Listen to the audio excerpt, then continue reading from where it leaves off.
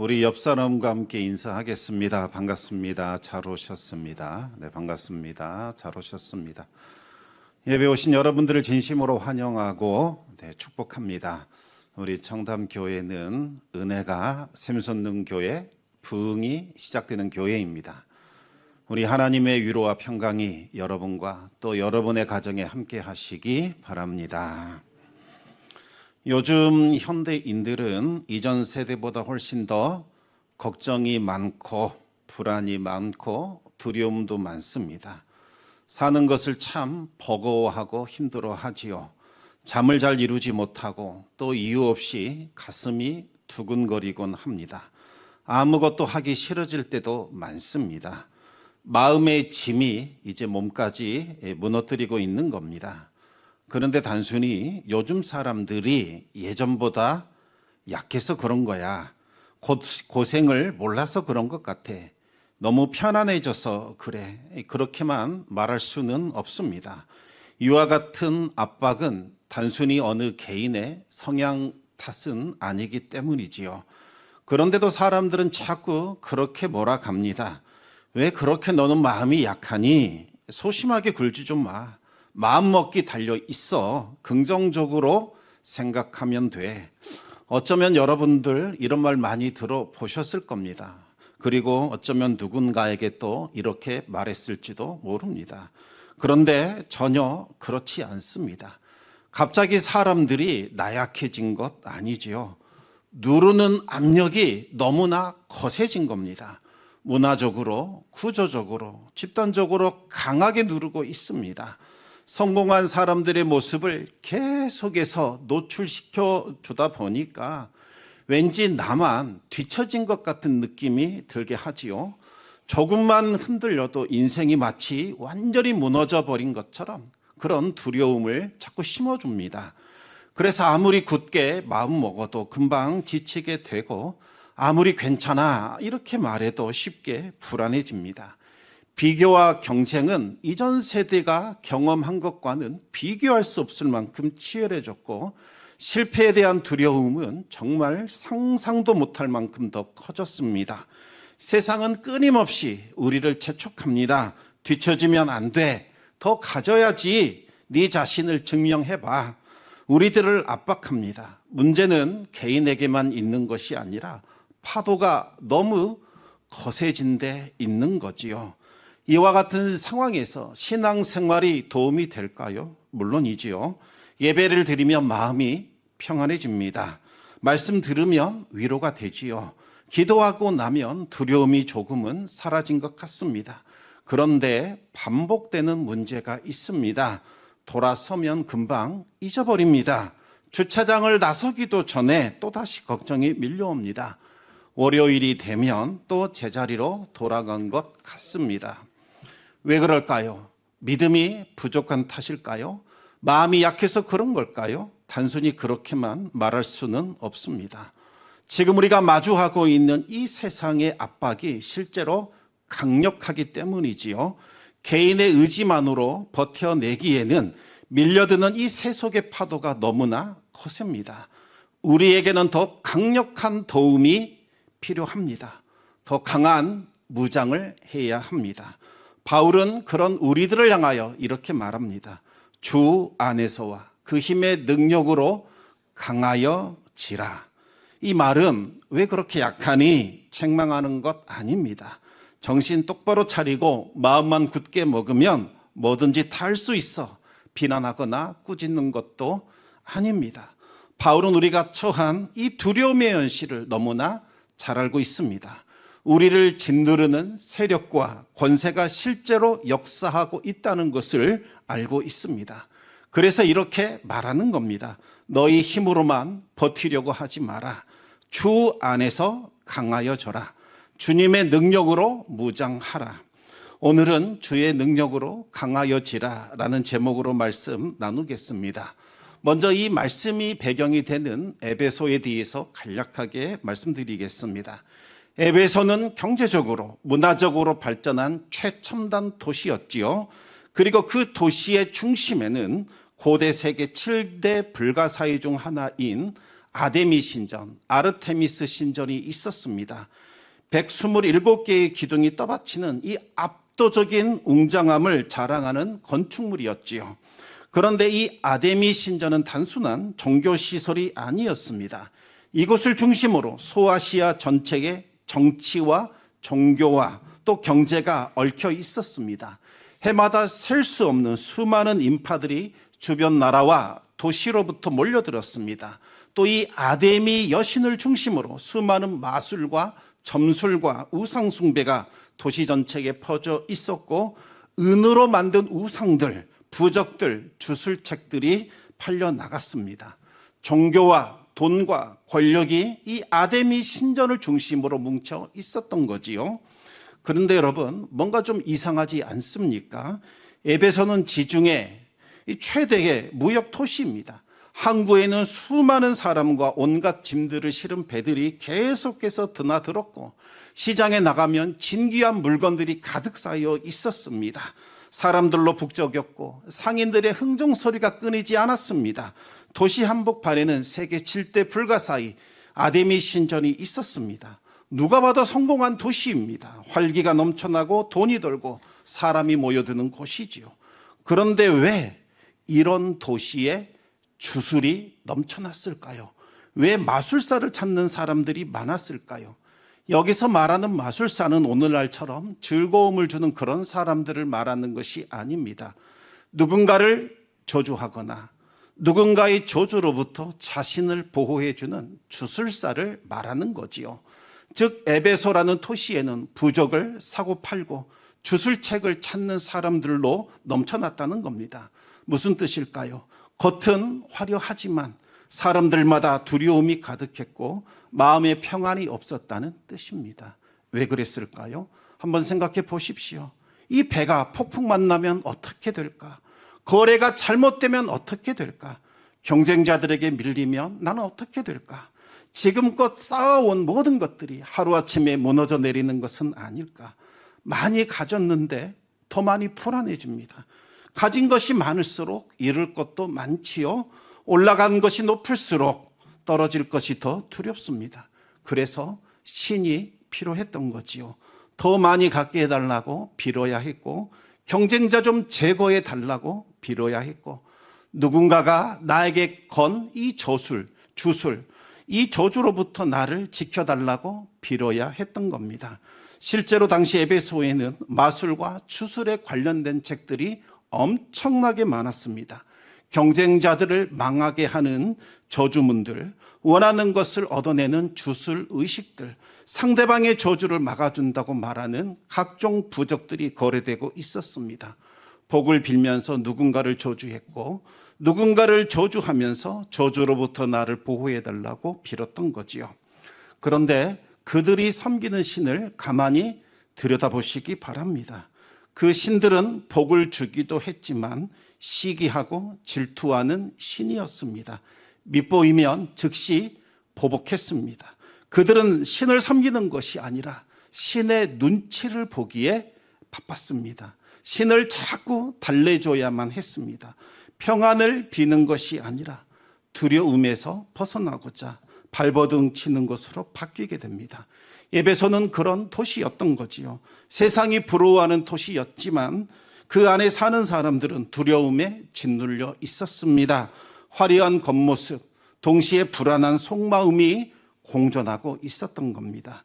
이 모습이 오늘 우리들과 너무 많이 닮아 있다는 겁니다. 그 도시에 아볼로가 먼저 와서 복음 전합니다. 아볼로는 성경에 능통했고 정말 말솜씨가 뛰어났습니다. 그는 열심히 예수님을 전합니다. 하지만 그가 알고 있는 복음에는 이 보완이 좀 필요했습니다. 요한의 세례까지는 알고 있었지만 성령의 역사는 알지 못했지요. 그래서 그가 전한 복음이 에베소를 뚫어내지는 못했던 겁니다. 그 후에 바울이 에베소를 방문하게 됩니다. 바울은 먼저 성령을 알지 못하는 제자들에게 복음의 기초를 분명히 가르쳤고 안수하여 성령을 받게 합니다. 그리고 두란노 서원으로 옮겨 날마다 말씀을 강론하기 시작합니다. 매일 2년을 반복했던 겁니다. 그런데 바울이 전한 복음은 에베소 사람들이 알고 있던 신의 모습과는 완전히 달랐습니다. 에베소의 신들은 탐욕과 이기심과 두려움 위에 서 있었습니다. 더 많이 갖고 싶다. 경쟁자를 짓밟고 싶다. 저주가 두렵다. 이 욕망, 이 두려움을 먹고 자라는 신들이었지요. 그러나 바울이 전하는 복음의 중심에는 십자가가 있었습니다. 탐욕이 아니라 자기 희생이었습니다. 저주를 거는 것이 아니라 저주를 대신 짊어지시는 분이었습니다. 더 많이 갖는 것이 아니라 자신의 것을 다 내어주시는 분이었습니다. 우리들의 죄를 속하시고 그 죄를 용서하시고 사람을 거룩하게 하시는 바로 십자가 복음이었던 거지요. 여러분, 빛이 비추면 어두움은 저절로 사라집니다. 힘으로 이 어둠을 쫓아내거나 몰아내는 것 아닙니다. 빛이 들어오면 어둠은 있을 자리를 잃어버립니다. 에베소의 복음의 빛이 비추자 그런 일들이 일어납니다. 사람들은 여태껏 우리가 두려움에 속아 살았구나 깨닫기 시작합니다. 탐욕과 저주로 얽히고 설킨 삶이 얼마나 헛된 것인지를 그제야 깨닫게 됩니다. 마술을 하던 사람들이 스스로 자신의 책을 불태워버립니다. 바울이 그렇게 하라고 강요한 것 아니지요. 스스로 깨달은 겁니다. 그러자 이 도시를 짓누르던 어둠의 권세가 무너지기 시작합니다. 그러나 에베소는 여전히 에베소였습니다. 복음으로 놀라운 변화가 시작되긴 했지만 그 도시를 지배하던 그 문화, 그 가치관, 그 영적인 압박이 완전히 사라졌던 것은 아니었죠. 그래서 바울은 감옥에서도 그들에게 편지를 써서 보내고 있는 겁니다. 너희들의 힘을 의지하지 말고 주 안에서 그리고 주님이 주시는 능력으로 강건하여지라 권면한 겁니다. 그런데 참 이상합니다. 지금 강함이 필요한 사람은 바울처럼 보입니다. 왜요? 바울은 갇혀 있습니다. 쇠사슬에 묶여 있습니다. 계속해서 갇혀 있거나 묶여 있으면 마음이 약해지기 마련입니다. 보통 같으면 바울이 위로받아야 하고 격려받아야 합니다. 그런데 갇혀 있고 묶여 있는 바울이 오히려 에베소 성도들을 위로하고 권면하고 있습니다. 강하여져라. 주 안에서 강건하여지라. 그 힘의 능력으로 강하여지라. 어떻게 이런 말을 할 수 있을까요? 바울은 이미 그 능력 안에 머물고 있기 때문입니다. 쇠사슬이 그 능력 막을 수 없었고 감옥의 벽이 그 능력 가두지 못했던 겁니다. 그래서 갇혀있고 묶여있는 바울이 오히려 다른 성도들을 격려하고 세울 수 있었던 거죠. 그런데 이런 생각 드는 분 있을지도 모르겠습니다. 저는 소박합니다. 그냥 좀 조용히 살고 싶어요. 싸우고 싶지 않습니다. 그냥 평범하게 평안하게 살면 안 될까요? 그 마음 충분히 이해됩니다. 싸우고 싶어하는 사람 어디에 있겠습니까? 그런데 바울이 이 실상이 어떤 것인지를 보여줍니다. 우리 함께 에베소서 6장 12절 말씀을 같이 읽겠습니다. 우리의 씨름은 혈과 육을 상대하는 것이 아니요 통치자들과 권세들과 이 어둠의 세상 주관자들과 하늘에 있는 악의 영들을 상대함이라. 아멘. 여기서 이 씨름은 레슬링을 말하는 겁니다. 여러분 레슬링 어떻게 합니까? 바짝 붙어서 온몸으로 맞대는 치열한 싸움입니다. 그런데 이미 우리가 선택하기도 전에 이 레슬링, 이 씨름 안에 우리가 이미 던져져 있다는 거지요. 그런데 그 씨름하는 상대가 참으로 놀랍습니다. 혈과 육, 다시 말하면 사람이 아니라는 겁니다. 영적인 존재들입니다. 이 영적 존재들이 누구일까요? 가장 위에 통치자들이 있습니다. 이 통치자들이라는 영적 존재들은 나라와 역사의 흐름에 영향을 미치는 최고의 영적 존재들입니다. 그 아래가 권세들이라는 이 존재들입니다. 특정한 영역과 집단을 다스리는 존재들이지요. 그 아래가 어둠의 세상 주관자들입니다. 이 세상의 어둠을 실질적으로 운영하고 있는 존재들이지요. 이 표현들은 우리에게 매우 낯설지만 당시 에베소 사람들에게는 매우 익숙한 표현이었습니다. 왜냐하면 그들은 점성술을 알고 있었습니다. 별이 움직임에 따라 사람의 운명이 결정된다고 보았는데 바로 이와 같은 어둠의 존재들이 이 별들을 통하여 인간의 운명에 관여한다, 그렇게 믿고 있었기 때문입니다. 그리고 맨 아래에 하늘에 있는 악의 영들이 있습니다. 우리 일상 가장 가까이에서 실제로 역사하는 존재들이죠. 가장 높은 권세에서부터 시작하여 우리 삶 가장 가까이까지 어둠의 세력들은 아주 촘촘하게 위계를 이루며 실제로 역사하고 있다는 겁니다. 에베소 성도는 그냥 그 도시에 살았을 뿐입니다. 그런데 그 도시의 영적인 공기가 매일 그들을 눌렀던 겁니다. 그래서 불안해졌고, 그래서 두려움이 온 겁니다. 이 배후에 영적인 존재들이 있었다는 거지요. 오늘 우리들 역시 마찬가지입니다. 가만히 있는데 걱정이 옵니다. 아무것도 안 했는데 두려움이 우리를 사로잡습니다. 이미 그 한가운데 던져져 있는 거지요. 피하고 싶어도 피할 수가 없습니다. 내가 이 싸움을 선택하지 않았는데 싸움이 이미 나를 찾아와 있는 거지요. 그렇다면 맞서야 합니다. 두려워도 맞서 싸워야 합니다. 그런데 두려워할 필요가 없다는 겁니다. 왜요? 우리가 상대하고 있는 이 존재들, 이미 그리스도 안에서 패배한 존재들이기 때문입니다. 주님께서 십자가로 그들을 이기셨습니다. 우리의 힘으로는 이길 수 없지만 그들을 이미 이기신 주님을 우리가 붙들다면 우리가 충분히 이길 수 있다는 겁니다. 이것이 바로 바울이 말한 강하여지는 것의 뜻입니다. 헬라어 원문을 보면 그 의미가 더욱더 분명해집니다. 이것은 너희 스스로 힘을 길러 강해져라, 그런 뜻이 아닙니다. 강하게 됨을 받으라, 이런 의미입니다. 그런데 우리는 자주 이렇게 말하며 스스로를 자책하지요. 나는 왜 이렇게 의지력이 약한 걸까? 더 달려내야 돼, 더 노력해야 돼, 더 강해져야 해. 하지만 하나님은 전혀 다른 방식으로 우리에게 말씀합니다. 너는 약한 존재이다. 그러나 내가 주는 능력으로 너는 강해질 수 있다. 내가 주는 갑옷을 받아 입으라. 그러면 능히 설 수 있으리라. 내 안에서 강함을 끌어내는 것이 아닙니다. 밖에서 주어지는 강함을 내가 받아 덧입는 거지요. 그러면 어떻게 해야 그 강함을 받을 수 있을까요? 바울은 두 가지를 말합니다. 첫째가 주 안에서, 두 번째가 그 힘의 능력으로. 이 둘은 서로 연결되어 있습니다. 먼저 주 안에서는 관계의 영역을 말하는 겁니다. 내가 지금 어디에 있느냐는 거지요. 그리스도와의 연합, 하나됨 안에, 그 관계 안에 있다는 뜻입니다. 지금 내가 어디에 서 있느냐의 문제입니다. 그리고 그 힘의 능력으로는 능력의 실체를 말하는 겁니다. 지금 내가 무엇을 받아들이고 있느냐의 문제라는 거지요. 관계 안에 있을 때에 실제로 공급되는 힘을 말하는 겁니다. 쉽게 말하면 이런 겁니다. 여러분, 콘센트에 꽂혀 있어야 전류가 흘러 들어오지요.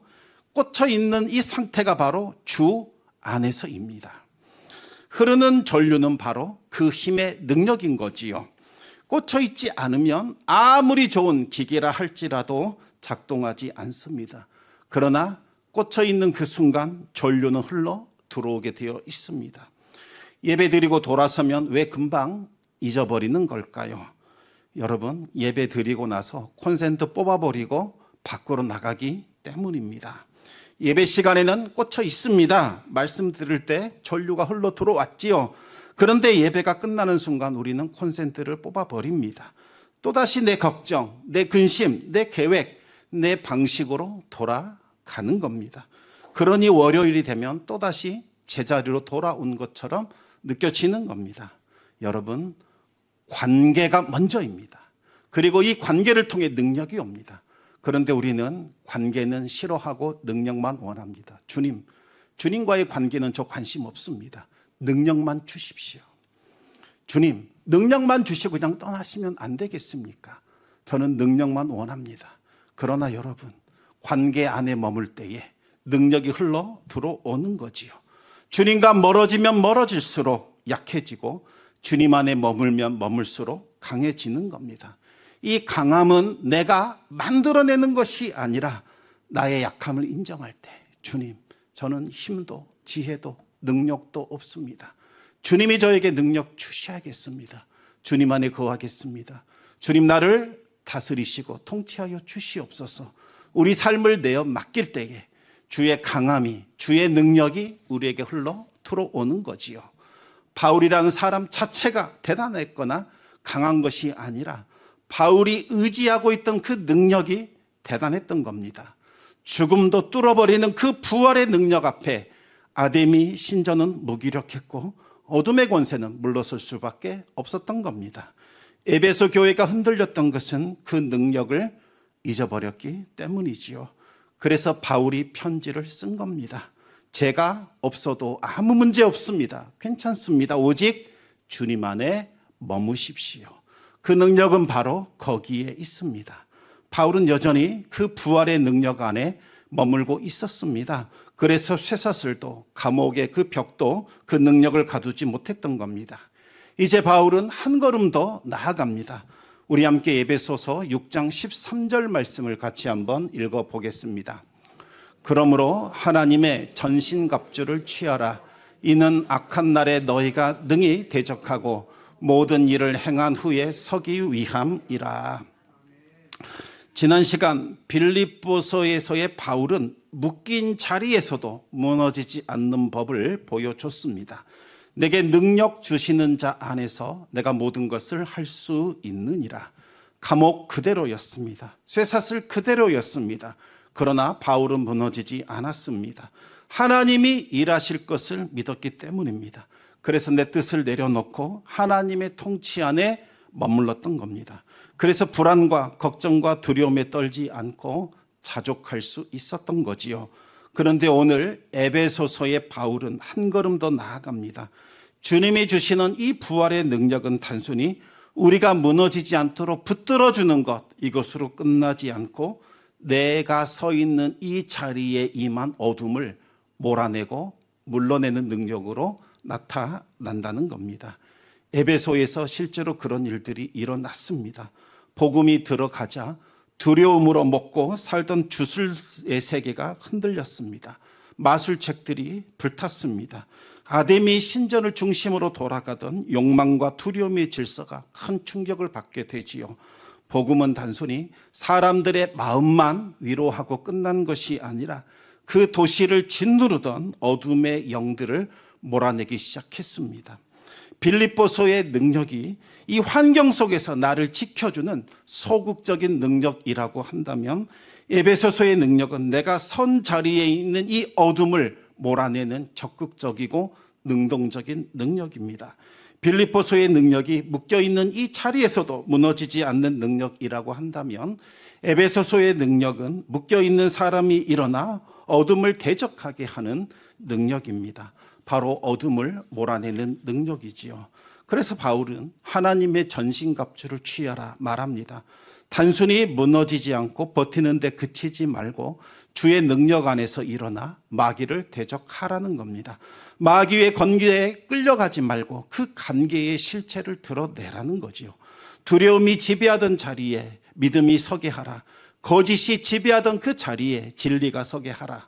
절망이 지배하던 그 자리에 복음의 소망이 서게 하라는 겁니다.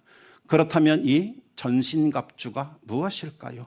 진리의 허리띠, 의의 흉배, 복음의 신발, 믿음의 방패, 구원의 투구, 성령의 검입니다. 자세한 내용은 또 다음 시간에 말씀드리겠습니다. 중요한 것은 이 모든 무기들은 내가 만들어내는 무기가 아니라는 거지요. 만왕의 왕이신 하나님께서 우리에게 주시는 갑옷입니다. 병사가 해야 할 일은 왕이 하사하는 그 갑옷을 받아 입는 겁니다. 그 갑옷을 하나씩 하나씩 입어갈 때에 마귀의 공격에 흔들리던 사람들이 마귀를 대적하는 병사로 바뀌게 됩니다.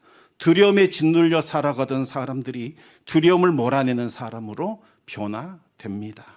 이제 말씀을 맺겠습니다. 여러분, 부활의 능력은 나와 아무 관계없는 그저 성경책에만 있는 그런 능력이 아닙니다. 지금도 살아 역사하고 있습니다. 그 능력은 우리 손이 닿지 않는 저 멀리에 있는 아득한 어떤 것이 아닙니다. 또 우리가 애써 노력해서 만들어내야 하는 것도 아닙니다. 오히려 그 능력은 지금 우리를 기다리고 있습니다. 우리에게 흘러 들어오려고 모든 준비를 다 마친 상태입니다. 지금 우리가 주님 안에 머물게 되면 그 능력은 우리에게 흘러 들어오게 됩니다. 주님과 멀어지면 약해지고 주님 안에 있으면 강해집니다. 여기에 전신갑주를 입으면 마귀를 대적하게 되고 어둠의 일들을 몰아낼 수 있게 됩니다. 주 안에서 그리고 그 능력으로 강해지시기 바랍니다. 그리하여 마귀를 대적하고 어둠의 일들을 물리치고 승리하는 삶을 살아가시기 바랍니다. 이번 한 주간 주의 능력으로 강하여지는 그 은혜를 충만하게 누릴 수 있기를 우리 주님의 이름으로 축원합니다.